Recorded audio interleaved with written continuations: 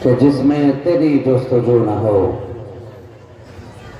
وہ دل ہی کیا کہ جس میں تیری جستجو نہ ہو، کس کام کی زبان جو تیری گفتگو نہ ہو، اور ممکن نہیں کہ دل ہو مگر آرزو نہ ہو، ممکن نہیں کہ دل ہو مگر آرزو نہ ہو، کیا بات ہے کہ لب پہ تیری گفتگو نہ ہو، اور تیرا ہی جلوہ جب ہے ہر ایک شے میں آشکار، طوطی کی پھر زبان پہ کیوں تو ہی تو نہ ہو، اور ہوتا ہے خود شناس ہی فائق خدا شناس، آوارہ جستجو میں ابس کو بکو نہ ہو۔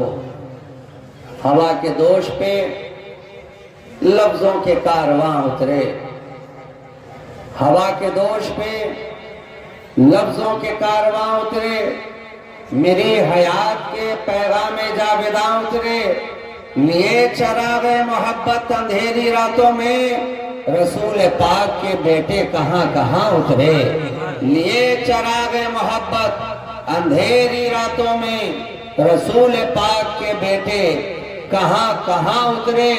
اب اس کہاں کہاں کے اندر سارا جہاں ہے، سارے جہاں کے اندر جدھر جدھر بھی نگاہ گئی رسول کے بیٹوں کا جلوہ نظر آیا۔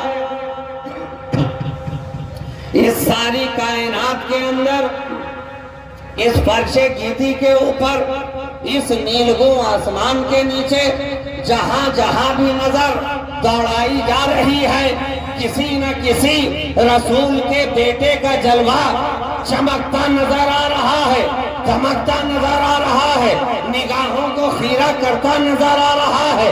کربلا سے لے کر جو سلسلہ آگے بڑھا تو ہر جگہ رسول کے بیٹوں ہی کا جلوہ نظر آیا۔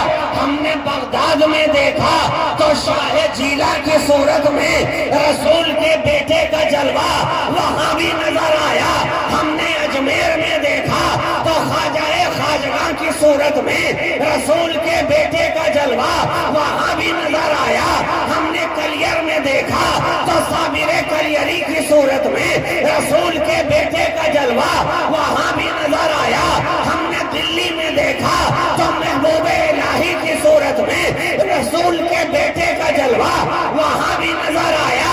ہم نے کچھوچا میں دیکھا تو اشرف سنہ کی صورت میں رسول کے بیٹے کا جلوہ وہاں بھی نظر آیا۔ ہم نے بھاگلپور میں دیکھا تو شہباز اشپرواز کی صورت میں رسول کے بیٹے کا جلوہ وہاں بھی نظر آیا۔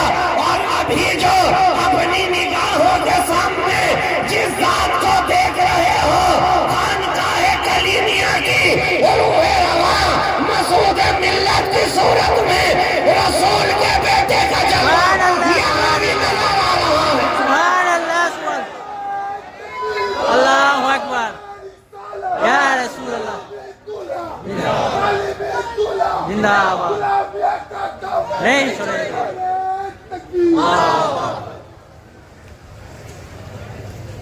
جدھر جدھر نظر گئی رسول کے بیٹوں پہ جا کر ٹھہر گئی،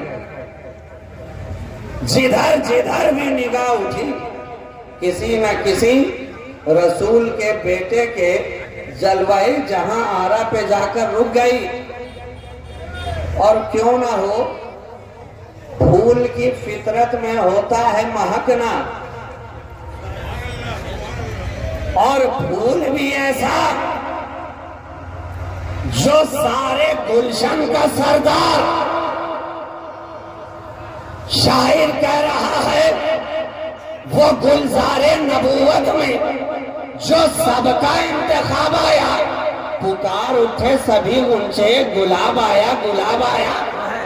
ارے یہ گلاب ہے، گلاب ہے، جس طرح دنیاوی گلشن کے اندر پھول تو بہت سارے ہیں، چمپا بھی اسی میں، جوہی بھی اسی میں، چمیلی بھی اسی میں، نسرین بھی اسی میں، نسترن بھی اسی میں، گلشنبو بھی اسی میں، رات کی رانی بھی اسی میں، ارچنا بھی اسی میں، بیلار بھی اسی میں، چھوئی موئی بھی اسی میں، گیندا بھی اسی میں۔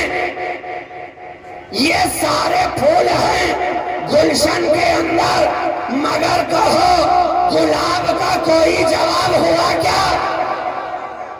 جواب ہوگا نہیں جناب۔ ارے پھول بہت سارے ہیں مگر گلاب کا کوئی جواب نہیں ہے۔ تو یہی تو میں کہنا چاہتا ہوں کہ جس طرح نبوت کے گلشن میں پھول تو بہت سارے ہیں مگر مصطفیٰ کا کوئی جواب نہیں ہے، اس لیے کہ آپ کی ذات ہے گلاب، مثل مانند گلاب، اور آپ کے جتنے شہزادے آئے تو گلاب کے گھر میں تو گلاب ہی آئے گا نا۔ ارے گلاب کے خاندان میں گلاب ہی ہوگا نا۔ ہو سکتا ہے رنگ تھوڑے مختلف ہوں مگر گلاب تو گلاب ہے۔ اس لیے یہ جتنے سلسلے دیکھ رہے ہیں سب کے رنگ تھوڑے الگ ہیں، جدا ہیں، مگر خوشبو ہر ایک کے اندر ایک ہی ہے۔ تبھی تو شاعر نے کہا شگفتہ گلشن زہرا کا ہر گلے تر ہے، کسی میں رنگ علی ہے، کسی میں بوئے رسول۔ تو رنگ الگ ہو سکتا ہے مگر خوشبو سب کے اندر نبی کے پسینے کی ہے، خوشبو سب کے اندر نبی کے مشام جاں کی ہے، خوشبو سب کے اندر نبی کے بدن مبارک کی ہے، خوشبو سب کے اندر نبی کے خون کی ہے، خوشبو سب کے اندر نبی کے لعاب کی ہے، خوشبو سب کے اندر خمیر رسول کی ہے، خوشبو سب کے اندر طینت رسول کی ہے، خوشبو سب کے اندر فطرت رسول کی ہے، خوشبو سب کے اندر بوئے رسول کی ہے۔ اور یہ بوئے رسول تو ایسی ہے کہ عرب کی دلہنیں اپنے پوشاک میں لگا لیں تو نہ صرف ان کی عروسانہ زندگی چمکے بلکہ ان کی نسل میں آنے والی اولاد بھی خوشبو سے مہکتی جائے۔ تو جسے فقط نبی کا پسینہ ملے، ارے جب اس کی نسل اتنی مہکتی ہے تو خود مصطفیٰ کا خاندان کتنا مہکتا ہوگا، خود نبی کا گھرانہ کتنا مہکے گا۔ اور یہ تو وہ گھرانہ ہے کہ سارا زمانہ ایک طرف نظر آتا ہے، نبی کا گھرانہ ایک طرف۔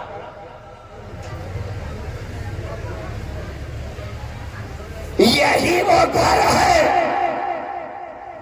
رسالت یہاں، نبوت یہاں، ولایت یہاں، امامت یہاں، طہارت یہاں، نظافت یہاں، کرامت یہاں، شرافت یہاں، صداقت یہاں، عدالت یہاں، شجاعت یہاں، سخاوت یہاں۔ ارے یہ وہ گھرانہ ہے کہ خدا سے بخشوا لینا اس کی عادت یہاں، عادت یہاں۔ یہ اہل دل کا گھرانہ، یہ اہل ولا کا گھرانہ، یہ سیدہ زہرا کا گھرانہ۔ اور وہ سیدہ زہرا جن کے سر پر علی کی محبت کا صحرا اور جن کے دروازے پہ جبریل کا پہرا،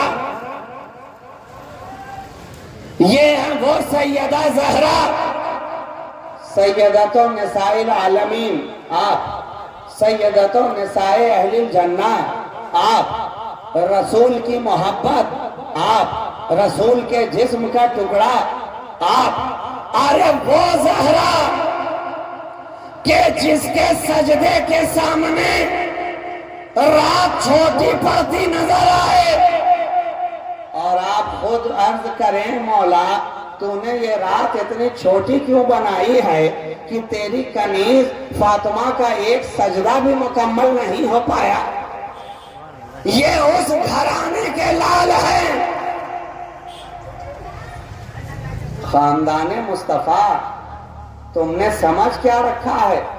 ارے جناب، آپ کہتے ہیں نا نسبت سے شے ممتاز ہوتی ہے، اور جتنی عظیم نسبت ہوتی ہے جو نسبت پالے وہ بھی اتنا ہی عظیم ہو جاتا. جتنی اعلیٰ نسبت ہوگی نسبت حاصل کرنے والا بھی اس کے طفیل اعلیٰ نظر آتا ہے. تو نسبت تو وہ شے ہے کہ پیڑ پودے کو ملے، کنکر پتھر کو ملے، پہاڑوں کو ملے، جبل کو ملے تو وہ اعلیٰ ہو جائے، وہ اعلیٰ ہو جائے. جبل احد ہے نا، یہ مولانا علامہ حضرات تشریف فرما ہے، ان سے پوچھئے جبل احد پر جب ہمارے آقا تشریف لے گئے تو وہ بھی فرط مسرت میں پہاڑ بھی جھومنے لگا، مچلنے لگا. اب آج لوگ اعتراض کرتے ہیں کہ یہ نعت مصطفیٰ جب پڑھی جاتی ہے، جب ذکر مصطفیٰ کیا جاتا ہے، جب محفل سما کے اندر نعت و مناقب کے اشعار پڑھے جاتے ہیں، جب حسن مصطفیٰ کی بات ہوتی ہے، جب بوئے رسول کی بات ہوتی ہے، جب کوئے رسول کی بات ہوتی ہے، جب زلف رسول کی بات ہوتی ہے، جب موئے رسول کی بات ہوتی ہے، جب آرزوئے رسول کی بات ہوتی ہے، جب جستجوئے رسول کی بات ہوتی ہے، تو یہ سننے والے مچلتے کیوں ہیں؟ مچلتے کیوں ہیں؟ کہہ دینا نادان، ارے نبی کی محبت تو وہ ہے کہ پہاڑ کے سینے میں آ جائے تو پہاڑ مچلتا نظر آتا ہے. ہم تو سنی مسلمان ہیں، ہمیں تو یہ محبت دھو دھو کے پلائی گئی ہے. اہل خانقاہ نے نگاہوں سے نگاہیں ملا کر یہ محبت ہمیں پلائی ہے، ہمارے دلوں میں ڈالا ہے، اور سلسلہ در سلسلہ، نسل در نسل یہ محبت کا مزدار، یہ محبت کا پیغام، یہ محبت کا درس ہمیں سلسلے والے دیتے نظر آ رہے ہیں. تو پہاڑ پہ گئے آقا ہمارے، آپ کا قدم کیا پڑا کہ عشق میں، وہ پورے شوق میں، مستی میں، جذبہ و کیف میں پہاڑ بھی مچلنے لگا. نبی نے اپنے پائے مبارک سے ٹھوکر لگائی، فرمایا اسکن، ٹھہر جا، ٹھہر جا. جانتا نہیں کہ تجھ پہ ابھی ایک نبی، ایک صدیق اور 2 شہید ہے. اس لیے کہ نبی کی ذات وہاں پہ تنہا نہیں تھی، جناب صدیق اکبر بھی ساتھ تھے، جناب فاروق اعظم بھی ساتھ تھے، جناب عثمان غنی بھی ساتھ تھے، رضی اللہ عنہم اجمعین. آج لوگ نبی کے علم غیب پر اعتراض کرتے ہیں، مگر قربان جاؤ یہ میرے نبی کی شان ہے، یہ آپ کا علم ہے کہ آپ فرما رہے ہیں اے جبل ٹھہر جا، اے احد ٹھہر جا، تجھ پہ ابھی ایک نبی ہے، ایک صدیق اور 2 شہید ہے. ابھی حضرت عمر شہادت کی لذت سے آشنا بھی نہیں ہوئے ہیں، نبی فرما رہے ہیں شہید ہے. حضرت عثمان غنی ابھی جام شہادت نوش بھی نہیں کیا ہے، فرما رہے ہیں شہید ہے. تو قربان جاؤ، یہ مصطفیٰ تو ایسا ہے جو آنے والے کل کی بھی خبر رکھتا ہے اور ہمارے پل پل کی بھی خبر رکھتا ہے. نبی غیب داں نبی. تو نبی نے جب ٹھوکر لگائی پہاڑ ٹھہر گیا. نبی کا حکم مانا کہ نہیں؟ حکم مان لیا نا، ٹھہر گیا، سنبھل گیا. تو جو نبی کا حکم مان لیتا ہے تو اس کا رزلٹ کیا، نتیجہ کیا؟ جو نبی کے حکم پر عمل پیرا ہو گیا، آپ کی بات کو سینے سے لگا بیٹھا، آپ کے نقش قدم کو اپنے لیے نمونہ عمل بنا بیٹھا. لَقَدْ كَانَ لَكُمْ فِي رَسُولِ اللَّهِ أُسْوَةٌ حَسَنَةٌ کے مطابق آپ کی سیرت طیبہ کو اپنے لیے نمونہ بنا بیٹھا. تو پھر رزلٹ کیا؟ ارے رزلٹ آقا نے خود آؤٹ کر دیا. جب پہاڑ نے جبل نے بات مان لی، آقا نے فرمایا سنو، جانتے ہو یہ احد ہے، احد یہ مجھ سے محبت کرتا ہے، میں اس سے محبت کرتا ہوں. کیا رزلٹ ملا؟ محبت دو طرفہ. صرف پہاڑ نے محبت نہیں کی، نبی نے بھی اس سے محبت کر لی. اور جب نبی نے محبت کر لی تو فرمایا گیا، روایات میں بات آتی ہے کہ کل قیامت کے دن اس پہاڑ کو بھی اٹھایا جائے گا اور جنت میں رکھا جائے گا. کیوں؟ کیونکہ اس کے سینے میں رسول کی محبت ہے، اور خود رسول نے فرما دیا کہ میں بھی اس سے محبت کرتا ہوں. تو قربان جاؤ. جبل کے سینے میں آئے محبت رسول کی، حجر کے سینے میں آئے محبت رسول کی، تو وہ جنتی ہو جائے، تو ہم جیسے بشر کے سینے میں رسول کی محبت آ جائے تو وہ کیوں نہ جنتی ہوگا؟